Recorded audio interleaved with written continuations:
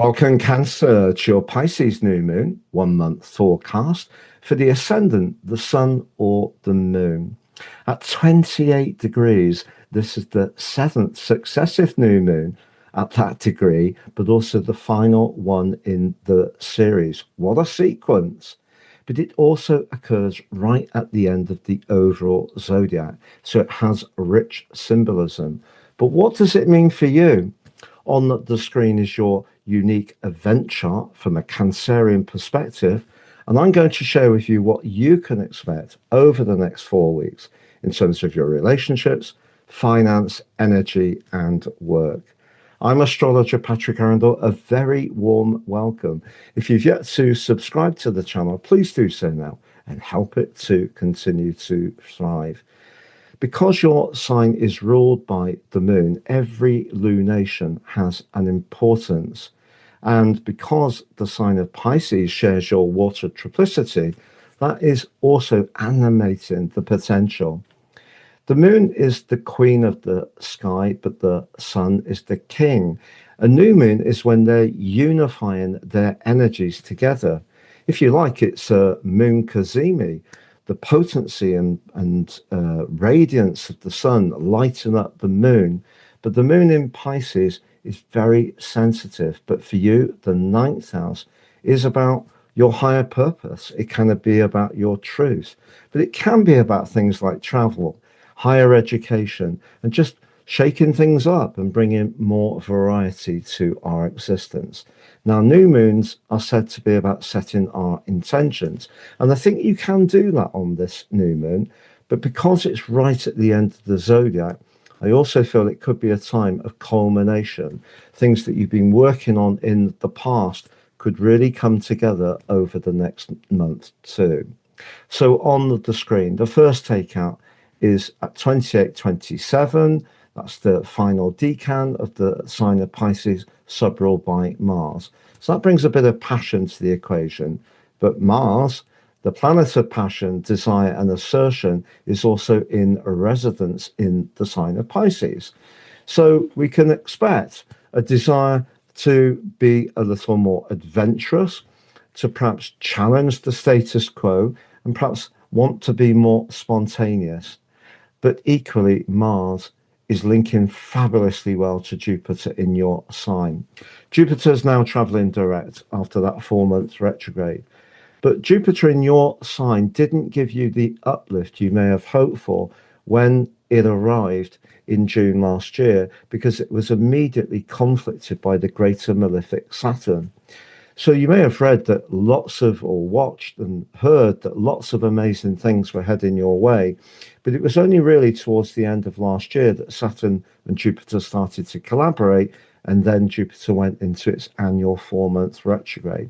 So what I like about this event for you is the passion of Mars that comes from that third decan, but also Mars being in resonance, but linking to Jupiter means Jupiter's optimism, but critically faith, but also in your own sign about having confidence in your individual talents, but linked to Mars in that expansive ninth house, suggests that when it comes to booking a holiday to somewhere perhaps exotic, really different, getting out into the great outdoors and doing something much more rugged and adventurous, or perhaps really taking that giant step forwards around a higher educational course, all of that energy is given a huge boost on this event. So I think it means more conviction, more confidence, and more thrust. So that's all brilliant.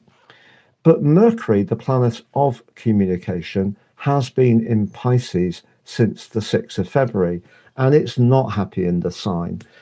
Mercury really thrives in the quick-witted Gemini, that energy of communication, or the precise energy of Virgo. So in the water sign of Pisces, if you have encountered recently some misunderstandings around a contract, or maybe around a travel plan, or there have been cross wires because your philosophy or worldview didn't quite align with someone else's, it wouldn't be a surprise.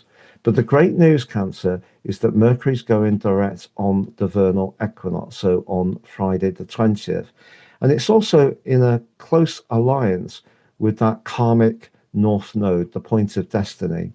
If there is something that you want to do that sees you breaking free from something that's been very restrictive, I think that may be where you're setting your intentions over the next 4 weeks. Could be around your work. It may be around some life patterns that you have. It may be around a relationship. But the ninth house gives you a lot of extra desire to make things more varied. And if life has become rather too samey, particularly with Saturn and Neptune now right at the top of your chart, if your work, for example, doesn't stimulate you, you're not really feeling a soul led passion for it, that could be where you're thinking of making a change.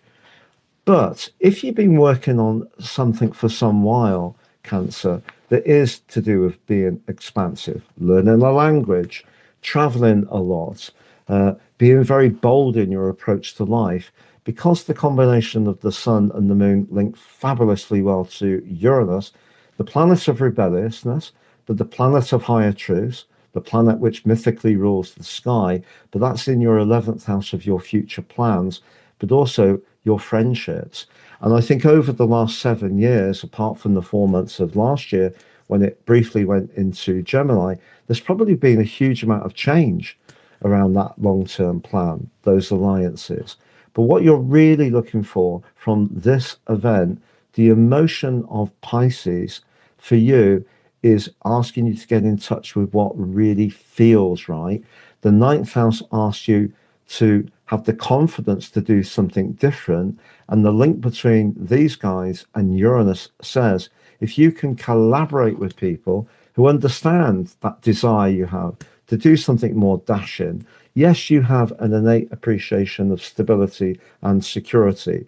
But at the moment, particularly around your work, if you're not enjoying what you're doing, or you're not enjoying some of the routines of life, it's all about maybe stepping outside what gives you that everyday security and being much more adventurous. And that's what you can put in progress over this next 4 weeks.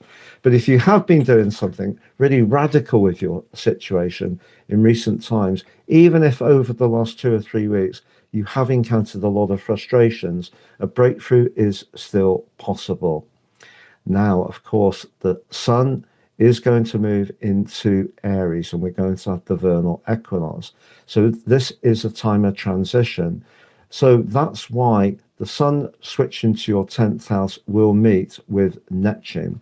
And that's why I feel that being in touch with that more emotional side of your nature, but in a way that gives you excitement and makes you feel alive, is really what this event is about. Just one other thing, if you are doing something professionally which you're enjoying, and it is something that you can actually put a lot of yourself into and get a lot from, the link between Pluto and Saturn suggests over the next few weeks there could be some exciting news on some kind of contract or a new agreement, or if you're wanting to reach more people through your own channel or publishing, there's a great chance for you to do that in a way which can give you some kind of financial return. So just to summarize, when it comes to where you are energetically, I think there's a need for excitement. And if your life is a little bit too humdrum, particularly around work, you may be in the mood to push your boundaries in order to change it. When it comes to finance, I think the link between Saturn and Pluto is very strong if you're enjoying what you're doing. When it comes to romance, I think Jupiter and Mars, obviously Mars can be about more of the pursuit, the thrill of the chase in relationships. But just to say that Venus, the planet of relating per se, is very high in your sky and forging a square with Jupiter. That suggests that you might need to take the lead. But if you do you know, sometimes we have to take that step forwards into the unknown, and that's when we get the best result. It doesn't always pay off. And it's the people who keep going and keep trying to do that and don't get put off who finally get that breakthrough. So I think it's possible that you could be attracted to someone who's very experienced, but also someone who's very knowledgeable. That could be very much a factor in any attraction. In a long-standing relationship, I think it's going to be really important to try and keep it fresh and not let it get stale. So that's the recap for you, Cancer. If you've yet to watch your Jupiter Direct video, please check that out. If you've yet to watch your Mars in Pisces video, please check that out.